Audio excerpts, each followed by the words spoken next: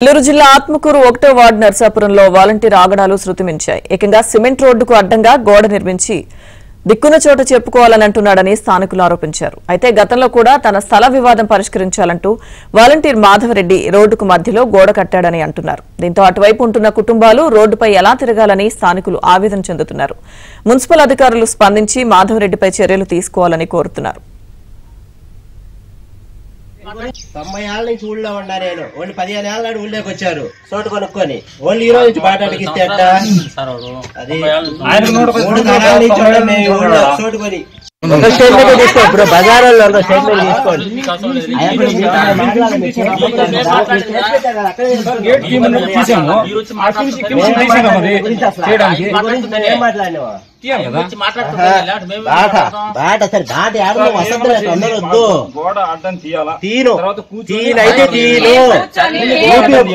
పోయినా సరే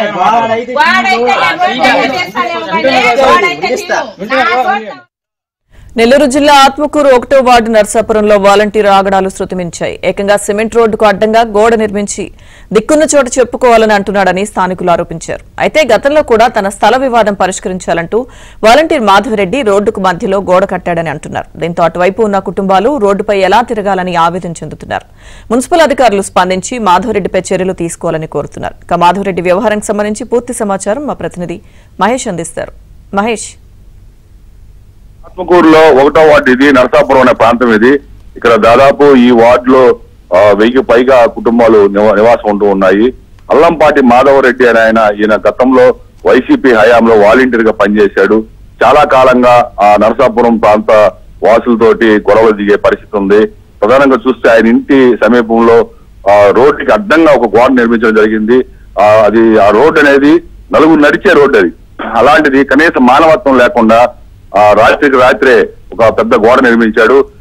వెంటనే ఆ స్థానికులు ఇదేమిటని చెప్పి ప్రశ్నించడం జరిగింది. రోడ్డుకి అడ్డంగా గోడ కట్టావు, ఎలా వెళ్లాలని అడిగితే వాళ్ళందరినీ కూడా దుర్భాషలాడుతూ తీవ్ర స్థాయిలో భయాందోళనకు గురి చేయడం జరిగింది. వాళ్ళందరూ కూడా ప్రాంత వాసులందరూ కూడా ఒకటే చెప్తున్నారు, వైసీపీ ప్రభుత్వ హయాం నుంచి కూడా ఇదే విధంగా వ్యవహరిస్తూ ఉన్నారు. గతంలో కూడా ఇదే విధంగా రోడ్డుకి అడ్డంగా గోడ నిర్మించడం జరిగింది. చాలా ఇబ్బందులకు గురి చేస్తున్నాడు. ఈ ప్రాంత వాసులు ఎవరిని కూడా ప్రశాంతంగా ఉండనివ్వట్లేదని చెప్పేసి వాళ్ళంతా ఆవేదన వ్యక్తం చేసినటువంటి పరిస్థితి. ఈ స్థానికులు పోలీసులకి అలాగే మున్సిపల్ అధికారులకి ఫిర్యాదు చేశారు. మున్సిపల్ అధికారులు వెంటనే అక్కడ చేరుకొని ఆ గోడను తొలగించడం జరిగింది.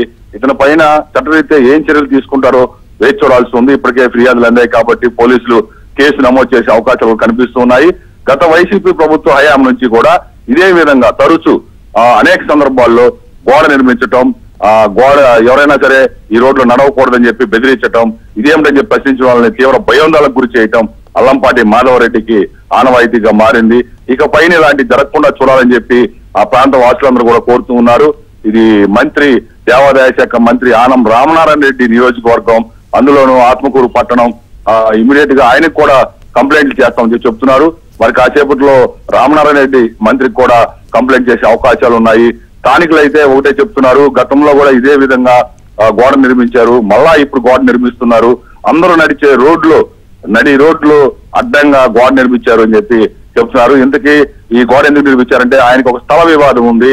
ఆయన స్థలాన్ని వేరే వాళ్ళు ఆక్రమించుకున్నారంటూ ఆ ప్రాంత ప్రజలందరినీ కూడా బెదిరింపులకు గురి చేయడం చేస్తున్నారు. వాస్తవానికి ఈయనే ఇతరుల స్థలాలని ఆక్రమించుకున్నారని చెప్పి స్థానికులు చెప్తున్నటువంటి పరిస్థితి. మొత్తం మీద ఈ అల్లంపాటి మాధవరెడ్డి వ్యవహారం ఆత్మకూరులో హాట్ టాపిక్ గా మారింది. మరి కాసేపట్లో అతని పైన చట్టరీత్యా కూడా చర్యలు తీసుకునే అవకాశాలు కనిపిస్తూ ఉన్నాయి. థాంక్యూ మహేష్. ఇది నరసాపురము. మా ఈ డెడ్ ఎండ్ చివరిలో మా ఇల్లు ఉంటది. ఈ దూరికి ఈ గవర్నమెంట్ రోడ్డు మీద ఆయన గోడ అడ్డం కట్టిండు. మేము బయటికి వెళ్ళబోవాలి అనేది ఆయనే చెప్పాలా. గోడ ఎందుకు అడ్డం కట్టిండో ఆయన చెప్తే ఆయన అడిగితే చెప్తాడు. ఆయన ఇల్లు ఆయన ఏం చేస్తాడో ఏమో అదిగో వస్తున్నాడు చూడు ఆయనే. అది ఎందుకు కట్టినాడో ఏమో. స్థల వివాదం ఉంటే కూర్చొని మాట్లాడుకుందాం ఎంత చెప్పినా. బార్డర్ వివాదాలు ఉన్నాయి. ఆడికి వస్తున్నట్టు ఈడికి వస్తున్నట్టు యాడికి వస్తుందో అది ఏం చేయాలో దాని ప్రకారం చేసుకోవాలా. ముందు రోడ్డు ఆపేస్తే సిమెంట్ రోడ్డు వేశారు. ఈ రోడ్డు కూడా స్థలం నేను ఇచ్చిన, అయితే నాదంటున్నాడు ఆయన. అది కూడా రోడ్డుకి ఇచ్చిన, అది ఆక్రమించి కట్టేసాడు. అది చేసాడు స్తంభం గోడ కాన ఉంటారు ఆయన చోటు. అది చెప్తే వినటంలా.